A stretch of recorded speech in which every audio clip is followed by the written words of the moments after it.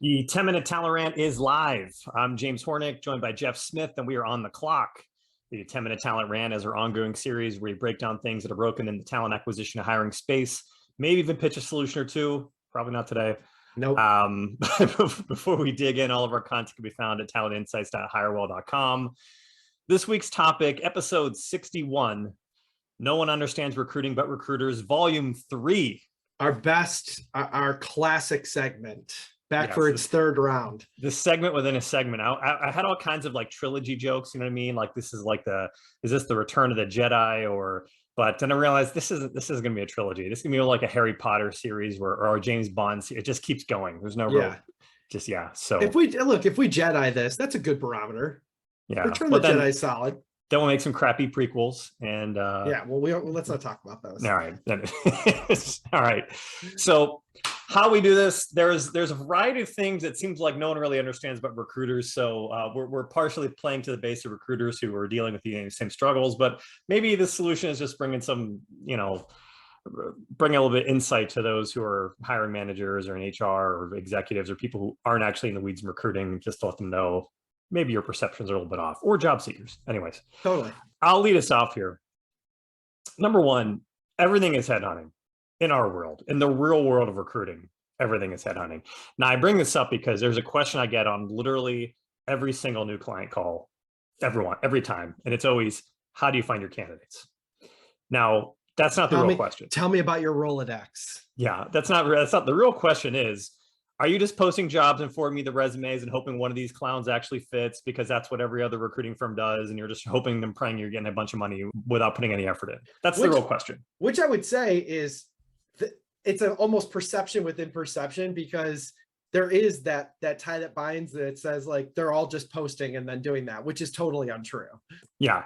The problem is that there's two perceptions. The first perception is that some people think you can all you have to do is post a job and you get the jobs filled. And then there's the second perception is that they believe that a lot of recruiting firms, frankly, a lot of recruiters do this, but they believe even still the good recruiting firms are just posting jobs and sending them whoever, and they're trying to vet that part out to see, are you actually doing anything? But nipping the first one in the bud is that true recruiting, everything is headhunting. It's posting jobs. It's a little bit, it's like a minuscule amount of the strategy. We do post the job. Yes. You will see your job posted. Yeah. We might find someone from that posting, but that's like less than 5% of the actual like fills we make is from like an actual job posting, because what we're going to get into in a second here is like everything takes a lot of effort to create an ideal candidate profile targeted in your specific sector, skill set, whatever's going to make a candidate, people you've hired previously, fit your company in the role, what's been key success factors. There's a lot that goes into it, not to mention the whole messaging aspect of like how you want to go to market and present yourself. Like it's incredible time consuming work. And it's truly headhunting is what actually needs to be done. And any good recruiter knows this. And it's not just comes down to posting jobs. Because I still remember when I first got into this industry, people thought like the monster was going to put recruiting firms out of business, which looking back is the most ridiculous thing ever. Right. I guess without going on this one for too long, I think it's unfortunate that a lot of contingent firms say yes to any company out there, knowing which is why we don't want to work contingent. Yeah. Knowing full well they're not going to put any effort. They're just going to post jobs, see what comes in, and send those things over. And then if none of that pans out, they just ghost. And it's a perception we have to deal with, which is why we're always kind of butting up against this question every single time we take a new client call. Totally. So number two, I mean, you segued it already, but it's like, this is damn time consuming recruiting. It's multi-stepped, it's cumbersome.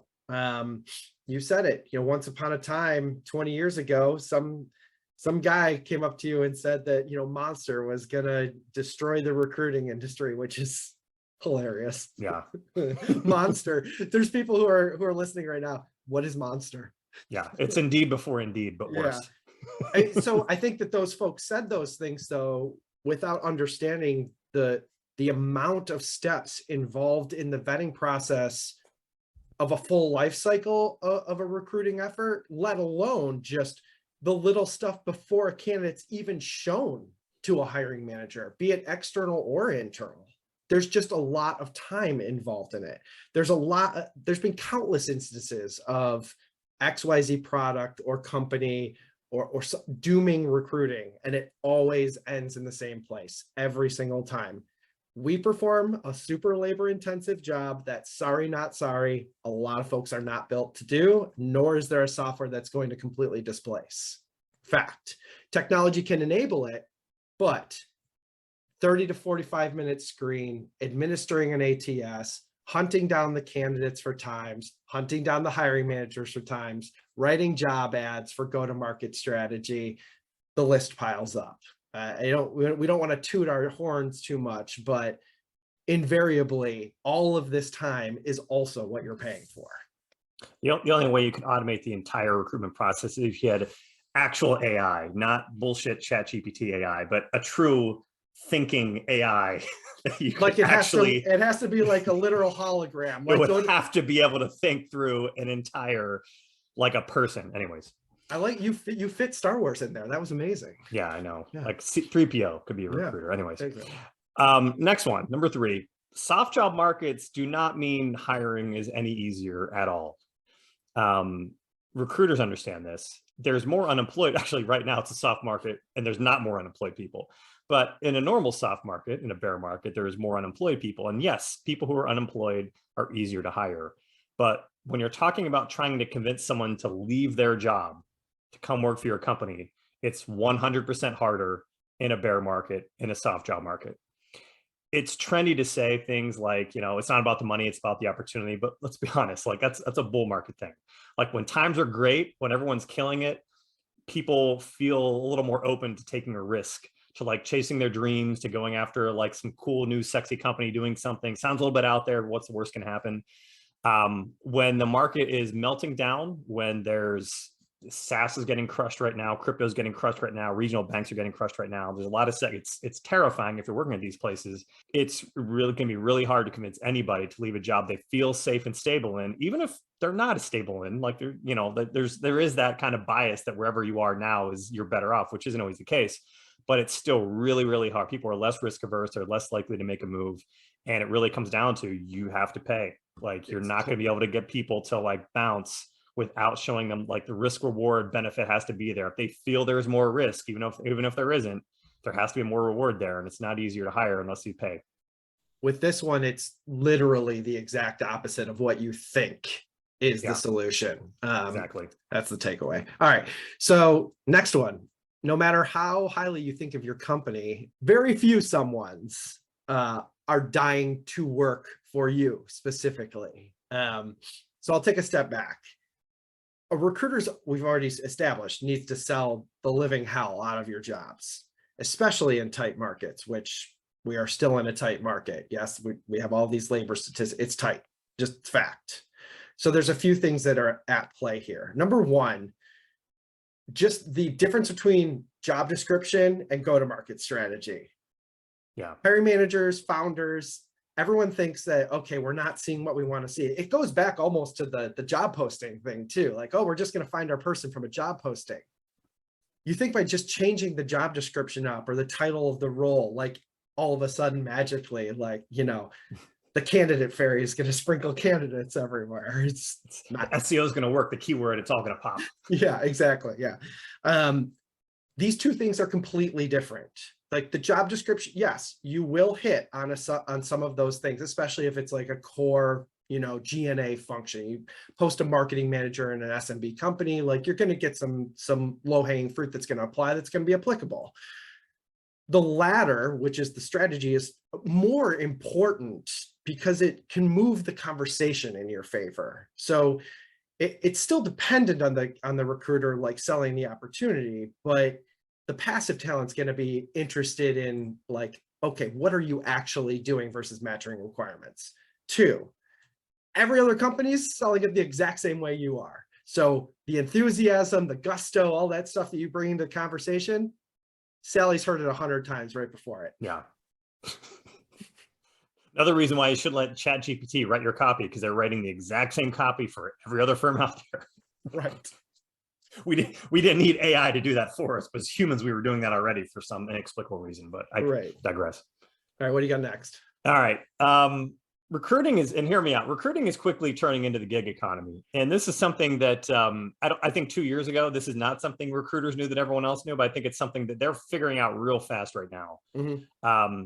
Like, so the quick backdrop, I'll tell my personal story for a second. I started my career in tech sales, first 2 years out of school. I was 21 when I graduated, wasn't particularly good at it yet. And I had like 2 instances where I sold something, really proud of myself, where it just didn't work. Like, there's no worse feeling than actually doing your job and then the client still getting screwed because like the company you work for made a crap product. Now, I went into recruiting because what I loved is that you do your own fulfillment. If you learn how to sell and how to manage accounts and how to actually do the recruiting, you are 100% self-sufficient. You have career stability, not job stability, but career stability. If your company goes out of business tomorrow, you are fully self-sufficient to be able to earn a living for yourself, not have to worry about it. There's other challenges along the way, such as candidates that can just reject the job, like products that can say no, as they like to say. But here's the thing.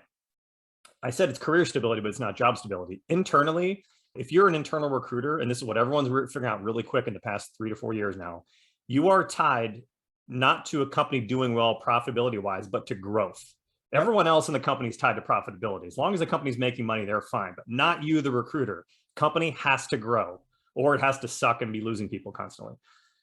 Reason why I say this is that no one wants to put themselves through, like, every time you're in a company that stops growing, you're going to get cut. And that happened twice now. It happened during COVID. That happened in 2022, 2023. You realize that no one wants to be like, tying yourself to a single company's hiring is absolutely insane. And every recruiter knows it now.